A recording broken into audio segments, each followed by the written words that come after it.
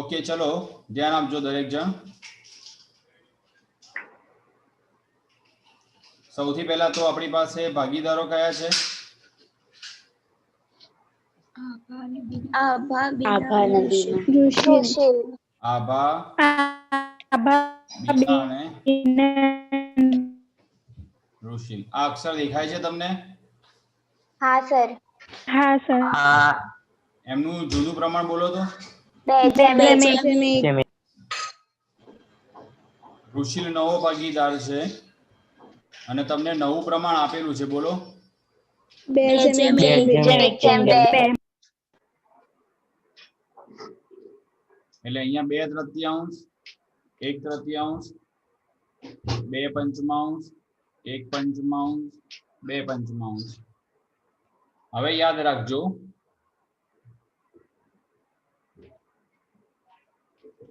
જો દાખલામાં જૂનું અને બોલો કયું? નવું. હા, જૂનું અને નવું પ્રમાણ આપેલ હોય તો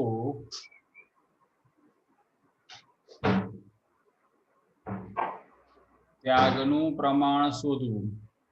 કયું પ્રમાણ શોધવું? ત્યાગનું પ્રમાણ.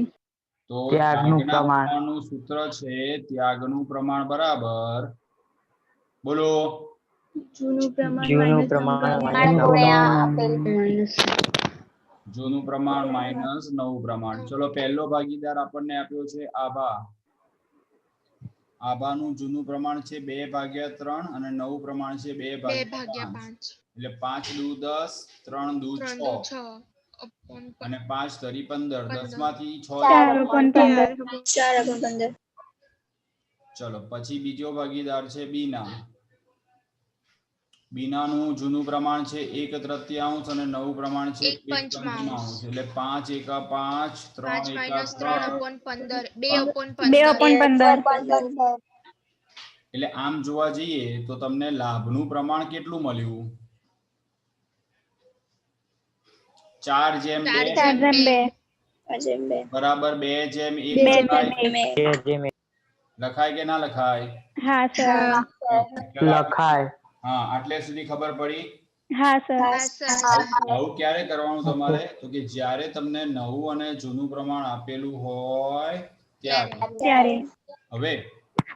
હવે યાદ રાખજો,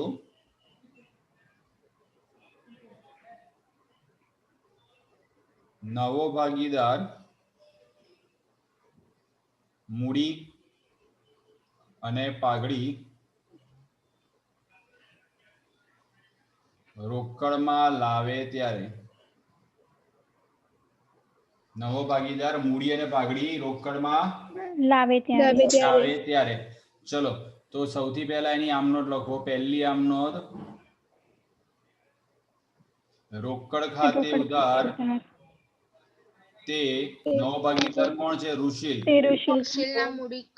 તો તે ઋષિલના મૂડી ખાતે,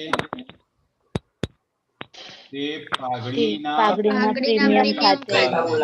સરસ, પાઘડીના પ્રીમિયમ ખાતે. આ પહેલી આમનોંધ દરેક દાખલામાં આવશે.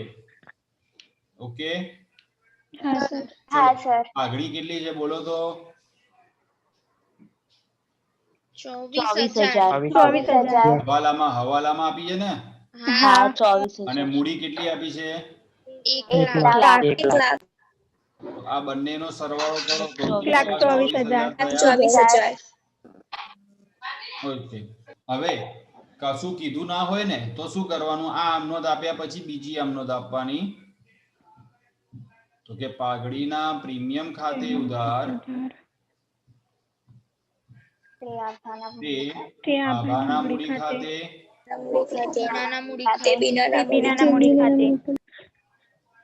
તે બીનાના મૂડી ખાતે. હવે તમને લાભનું ત્યાગનું પ્રમાણ આપેલું છે. ત્યાગનું પ્રમાણ આપેલું છે. ક્યાં છે? આ રહ્યું 2/1. તો આજે 24,000 રૂપિયા પાઘડી આવી ને? આ 24,000 રૂપિયા પાઘડી 2/1 માં વેચો.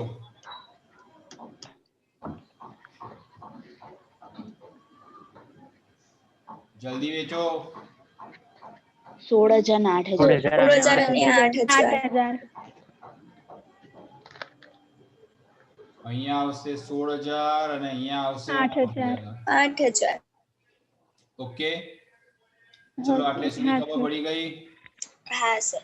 આ તમારા દરેક દાખલાનો પહેલો હવાલો અને પહેલી આમનો. પછી બીજા નંબરમાં આવશે જૂના પાકા સરવૈયાની જૂની પાઘડી જૂના ભાગીદારો વચ્ચે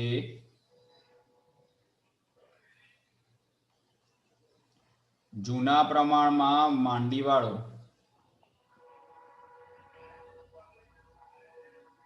જો તમને તમારા પાકા સરવૈયામાં મિલકત લેણા બાજુ જો પાઘડી આપી છે કોઈ? 18,000. આપી છે ને? હા. તો તમારે એની આમનો લખવાની આ રીતે. આભાના મૂડી ખાતે ઉધાર, બીનાના મૂડી ખાતે ઉધાર. બીનાના મૂડી ખાતે ઉધાર તે એકલી પાઘડી એટલે પાઘડી ખાતે જૂના પ્રમાણમાં વેચી દો. 2:1 માં વેચો. 12,000 ને 6,000. 12,000 અને 6,000. ચલો આટલે સુધી સમજણ પડી ગઈ? હા સર. હા સર. ઓકે, હવે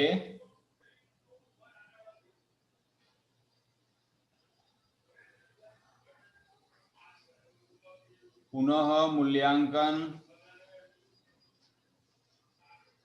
ખાતા અંગેની આમ નોંધો. કયા ખાતા અંગેની? પુનઃ મૂલ્યાંકન. પહેલો હવાલો વાંચો તમે. પહેલો હવાલો વાંચો તો પંથી ભટ્ટ. હા સર. ઋષિલ ₹1,00,000 મૂડી તરીકે અને ₹24,000 પાઘડી પેટે રોકડા લાવશે. ઓકે, મૂડી એની આપણે આમનો આપી દીધી બેટા. હા. ઓકે, ચલો વિશ્વા ગિરીશભાઈ. હા સર. બીજો હવાલો વાંચો. જમીન મકાનની કિંમત ₹17,000 થી વધારવી. ઓકે, જમીન મકાનની કિંમતમાં વધારો થાય છે તો તમારી પહેલી આમનોંધ આવશે પુનઃ મૂલ્યાંકન ખાતે ઉધાર કે જમા? બોલો. જમા. જમા એટલે અહીંયા ઉધાર કોના ખાતે? જમીન મકાન ખાતે. મકાન ખાતે ઉધાર તે પુનઃ મૂલ્યાંકન ખાતે. કેટલા રૂપિયા વધારો થયો બેટા? 17,000. 17,000.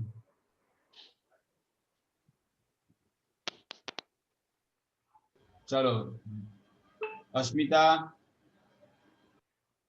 હા સર. બીજો હવાલો વાંચ. યંત્રોની કિંમત 42,000 સુધી ઘટાડવી.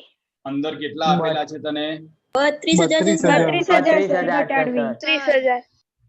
ફરી બોલું છું, અંદર કાચા સરવૈયામાં કેટલા આપ્યા છે? 40,000. 40,000. હવે એક ઘટાડીને કેટલા રૂપિયા સુધી કરવાની? 32,000. 8,000. 8,000. હા. તો તમારે એની આમનોંધ આપવાની પુનઃ મૂલ્યાંકન ખાતે ઉધાર તે યંત્રો ખાતે. 8,000. તે યંત્રો ખાતે 8,000. 8,000. ચલો આયુષી. પછીની બોલો.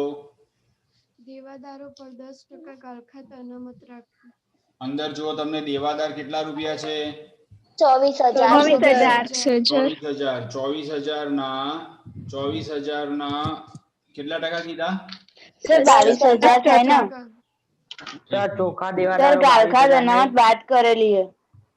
ચોખ્ખા દેવાદારો 22,000 છે સર. હા. બોલી લીધું બધાએ? તમને મેં પૂછ્યું કુલ દેવાદાર કેટલા છે? 24,000. તો તમે મને એના 10% લખાવો ને દીકરા. 2400. હા, તો એની આમનોંધ આવશે પુનઃ મૂલ્યાંકન ખાતે ઉધાર તે ગાલખાદ અનામત ખાતે 2400 ચલો એના પછી હેતવી નહીં ચૂકવેલ વીજળી બિલ માટે રૂપિયા 1100 ની જોગવાઈ કરવી. નહીં ચૂકવેલ એટલે ચૂકવવાનું બાકી કહેવાય. હા. તો અહીંયા આગળ લખાશે પુનઃ મૂલ્યાંકન ખાતે ઉધાર તે ચૂકવવાના બાકી વીજળી બિલ ખાતે. તે ચૂકવવાના બાકી વીજળી ખર્ચ ખાતે કેટલા રૂપિયા? 1100.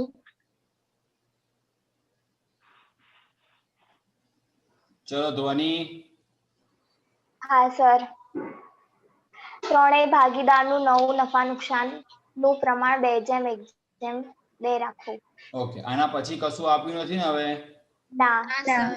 ઓકે આટલી આમનો તો આ ફરજિયાત નથી, સમજો આ આમનો તો ફરજિયાત નથી, આ તો મેં તમને સમજાવવા માટે લખાઈ. હવે શું કરવાનું તો કે આપણું પહેલું ખાતું પુનઃમૂલ્યાંકન ખાતું છે એ બનાવીએ.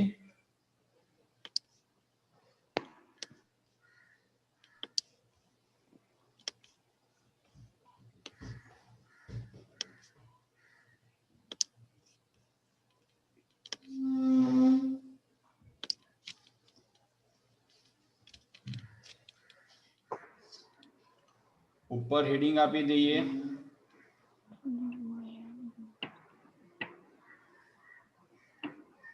પુનઃ મૂલ્યાંકન ખાતું. જો પુનઃ મૂલ્યાંકનમાં જમા આ ઉધાર ઉધાર ઉધાર બરોબર. તો પહેલા ઉધાર બાજુ લખી દઈએ આપણે યંત્રો ખાતે 8000. હવે ગાલખાદ અનામત છે ને દીકરાઓ? હા.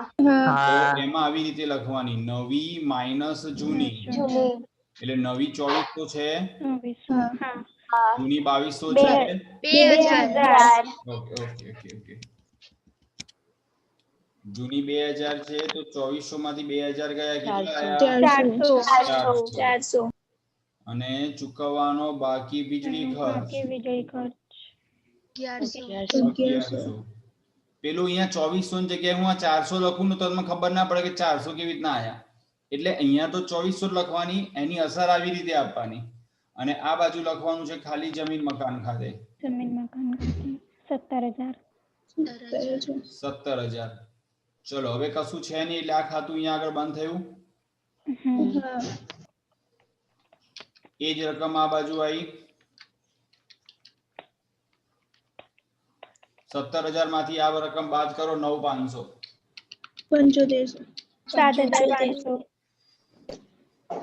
7500 એ તમારા માટે શું કહેવાશે? નફો.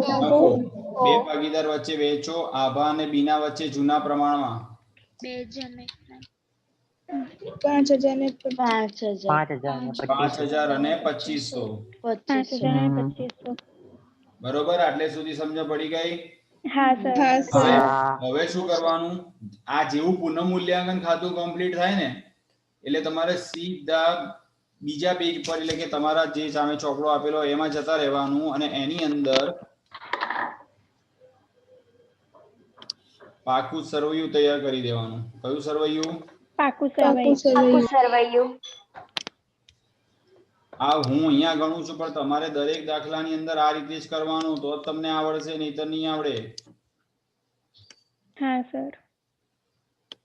ચલો આ છે પ્રવેશ પછીનું પાકું સરવૈયું.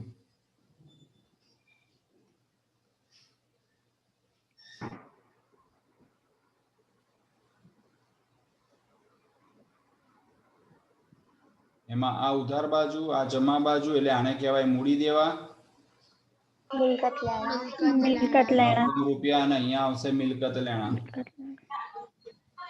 હવે તમારી ચોપડીમાં મિલકત લેણા બાજુ સૌથી પહેલા શું આપેલું છે? પાઘડી. પાઘડી આપણે એની આમનો લખી દીધી એટલે ના લખાય. પછી જમીન મકાન કેટલા છે? 72000. એની અંદર વધારો કેટલો કર્યો આપણે? ઘટાડો 17000. 72 વત્તા 17 કરો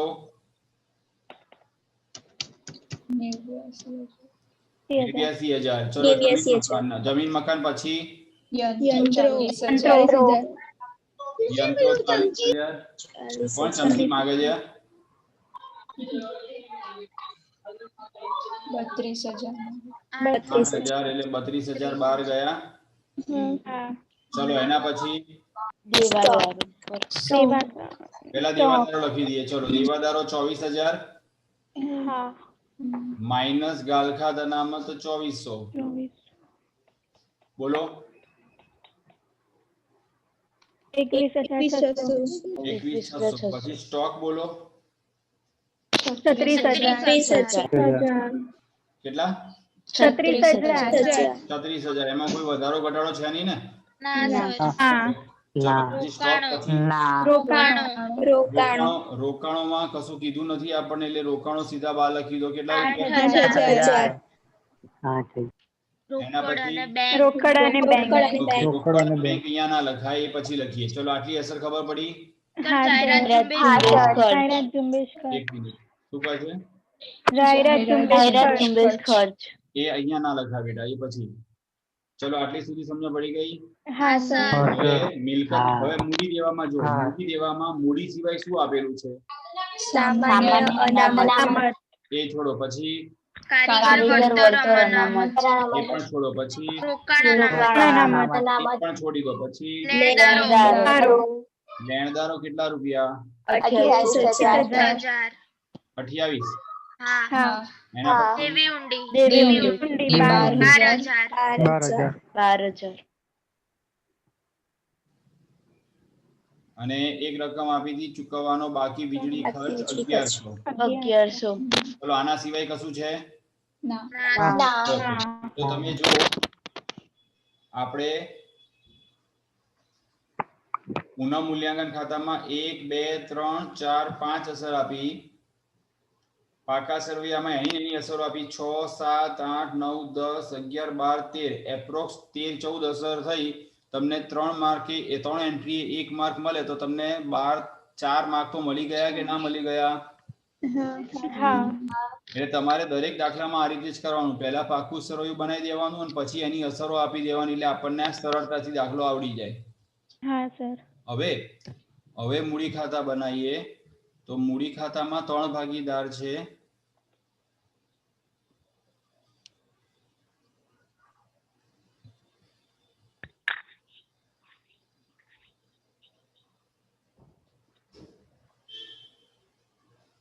અને મૂડી ખાતા પછી બનાવવાનું રોકડ ખાતું.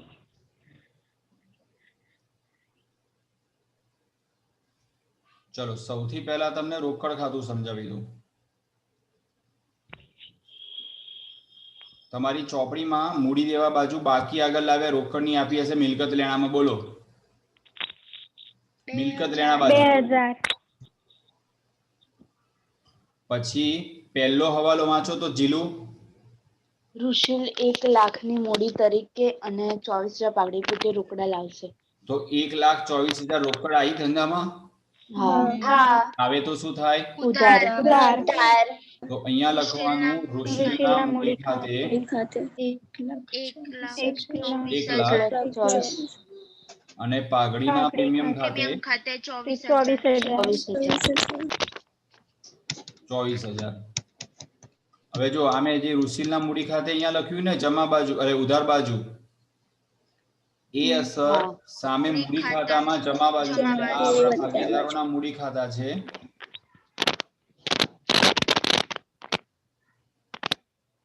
પહેલો ભાગીદાર છે આભા વિના ઋષિલ. પછી આભા બીના અને ઋષિલ.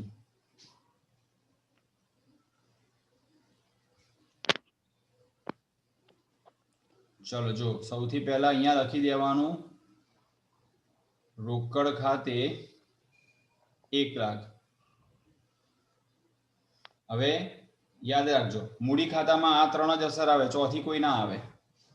મૂડી ખાતામાં 3 જ અસર આવે, ચોથી કોઈ ના આવે. હા તમને એવું કીધું હોય કે ભાઈ મૂડી લઈ ગયા રોકડ લઈ ગયા તો જ આવે, પણ એ દાખલા નવા સિલેબસમાં રદ થઈ ગયા. એ દાખલાઓ નવા સિલેબસમાં શું થઈ ગયા? ચલો જો હવે સૌથી પહેલા અહીંયા મૂડી ખાતામાં પહેલા શું લખવાનું એ તો સૌથી પહેલા લખવાનું મૂડી બાકી ચલો આભાની મૂડી બોલો 80,000 અને બીનાની મૂડી બોલો 60,000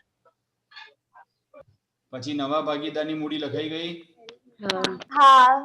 પછી ત્રીજા સ્ટેપમાં લખવાનું પુનઃ મૂલ્યાંકન ખાતે આપણે આગળ નફો શોધ્યો જો 5,000 અને 2,500 તો એ રકમ અહીંયા લખવાની 5,000 હવે તમારી ચોપડીમાં જો તમને સામાન્ય અનામત આપેલી છે કેટલા રૂપિયા છે 18,000 ને 2/1 માં વહેંચો 12,000 અને 6,000 એના પછી શું આપ્યું હતું કામદાર કારીગર અનામત કેટલા રૂપિયા છે 45,000 4500 ને 2/1 માં વહેંચો 3,000 એના પછી કોઈ અનામત દેખાય છે રોકાણ અનામત રોકાણ અનામત બોલો 1500 હા તો એને વેચી દો 1,500 1,500 ચલો આના સિવાય કોઈ છે ના તમે સામે ઉધાર બાજુમાં જુઓ તમને એક આવો ખર્ચ આપેલો છે જાહેરાત ઝુંબેશ ખર્ચ કેટલા રૂપિયા છે 6,000 તો 6,000 વેચો 2/1 માં 4,000 ને 4,000 ચલો સૌથી પહેલા મૂડી ખાતામાં મૂડી લખવાની પછી નવા ભાગીદારની મૂડી લખવાની એના પછી નફો કે ખોટ લખવાની પછી અનામતો વેચવાની અને છેલ્લે આ બે આમનોધો આપવાની પાઘડીના પ્રીમિયમ ખાતે અને આ જૂની પાઘડી તો આ આમનોધ બોલો પાઘડીના પ્રીમિયમ ખાતે ઉધાર તે બંને ખાતે શું છે જમા હા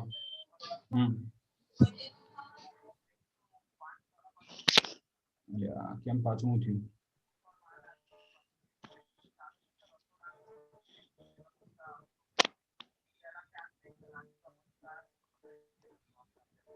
તો 5 કે 5:30 ફાઇનલ ટાઈમ કરીને મોકલી દે મેસેજ આપણે ના ઉભરે સાંજે 5 વાગે આશીષ નો લેક્ચર છે રવા દે આજે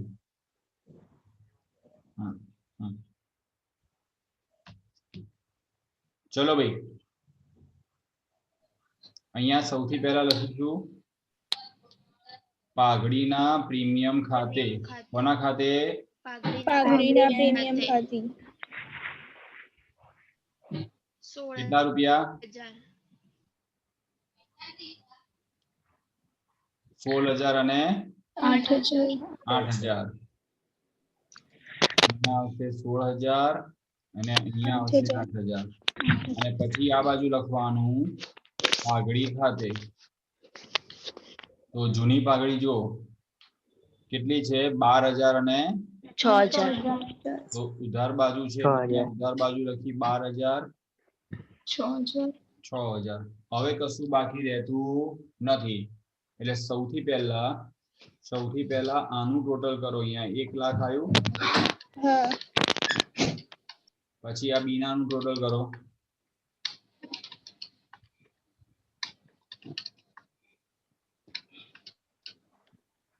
બાકીના ભાઈઓ તો બોલતા જ નથી આ બધા તમારે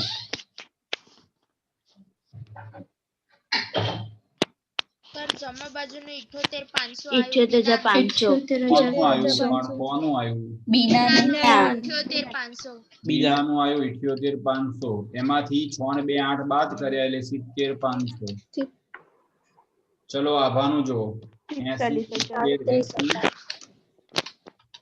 ને 2 10 11 1,11,000 કે 1,01,000 1,01,000 1,01,000 માંથી 12 ને 4 16,000 બાદ કરો 85,000 તો આ કહેવાશે તમારા માટે બાકી આગળ લઈ ગયા ભાઈ સોમાણી પાછળ ચેક કરતો આવે છે આટલો સર આભાનું 1,70,000 થશે ટોટલ. આવે છે.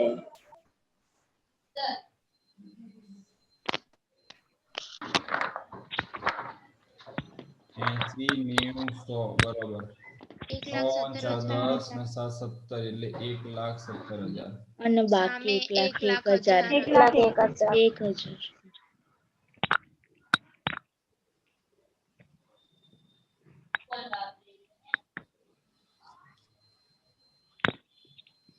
આની બાકી બી 1,00,000 આવી. હા હવે આ ત્રણે ત્રણ બાકી અહીંયા લખવાની એટલે અહીંયા હેડિંગ આપવાનું. આ કોના માઈકમાંથી આટલો બધો અવાજ આવે છે? આભા, બીના અને ઋષિલ. આભાની મૂડી આવી 1,01,000. આની આવી 70,500 અને આની હતી 1,00,000 ચલો હવે આનો ટોટલ કરી દો. 1,26,000. 1,26,000 અહીંયા લખાશે બાકી આગળ લઈ ગયા લઈ ગયા 1,26,000.